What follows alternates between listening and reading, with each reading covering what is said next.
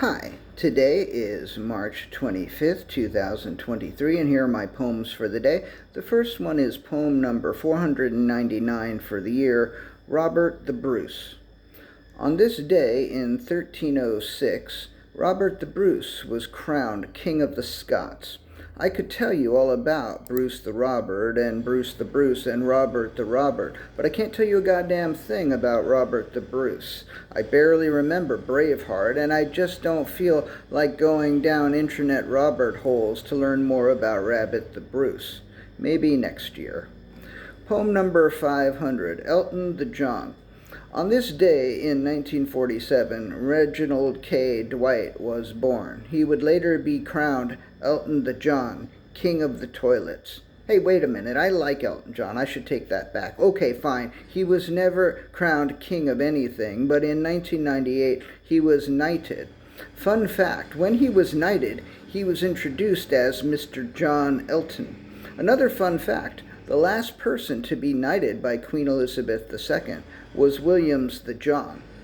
Okay, fine, it was John Williams. Poem number 501, Gloria the Steinem. On this day in 1934, Gloria Steinem was born. She co-founded Ms. Magazine and helped popularize the title Ms., which is an alternative for women who don't like to be called Mrs. or Miss. This is how she came to be known as Gloria the Steinem. The song Gloria by Patti the Smith by way of Morris in the Van is not about Gloria the Steinem, nor is the song Gloria by Laura the Branigan. Hopefully that clears everything up.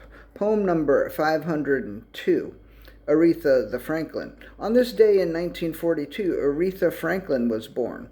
In 1985, she released an album called Who's Zoomin' Who. People were mystified and baffled by the supernatural powers of Aretha the Franklin. In all the years that followed up until her death, she never revealed how it was that in 1985 she was able to predict the Zoom craze that emerged in the third decade of the 20th century. Her prediction is especially impressive when you remember that she died in 2018.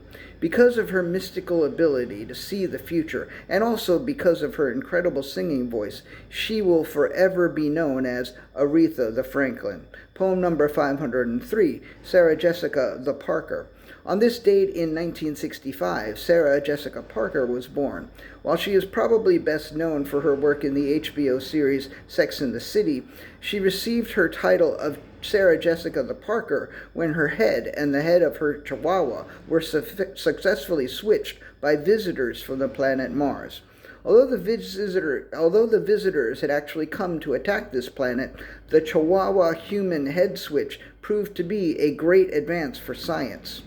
Speaking of other planets and great advances for science, see the next two poems. Poem number 504, Titan the Moon. On this day in 1655, Saturn's largest moon was discovered. Titan the Moon was there all the time, of course, not exactly waiting to be discovered, but not at all disappointed when it happened. Titan is the second biggest moon in the solar system, but sometimes acts like the biggest.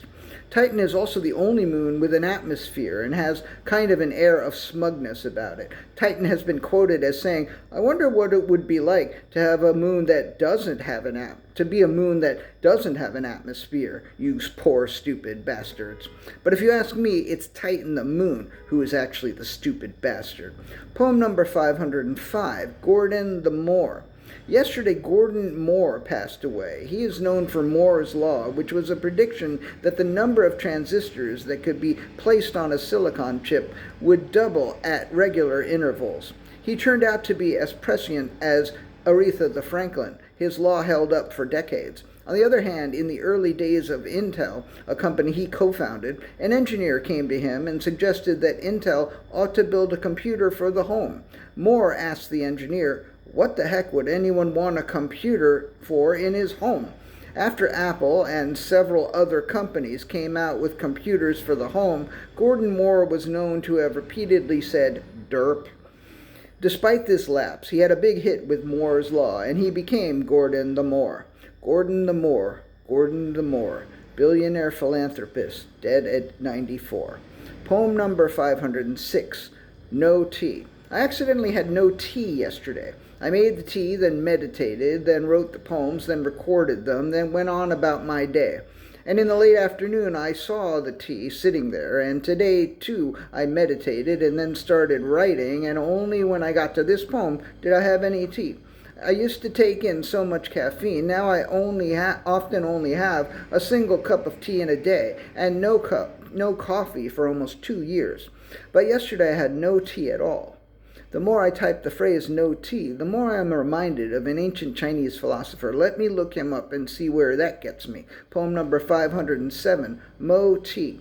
When I first learned about Mozi, I saw it spelled as moti, as in, could I have some moti, please? To which someone might have responded, no, because you haven't had any tea yet. And if someone had said that a half an hour ago, they would have got me. But now I have had some tea, so I could have mo.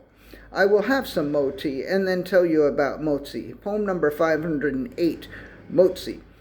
On this day, around 470 BCE, Mozi might have been born. They don't have a precise date for when he was born, or when he died, or when he began preaching about universal love. Mozi believed that Confucianism was wrong to urge that we place family and close friends first.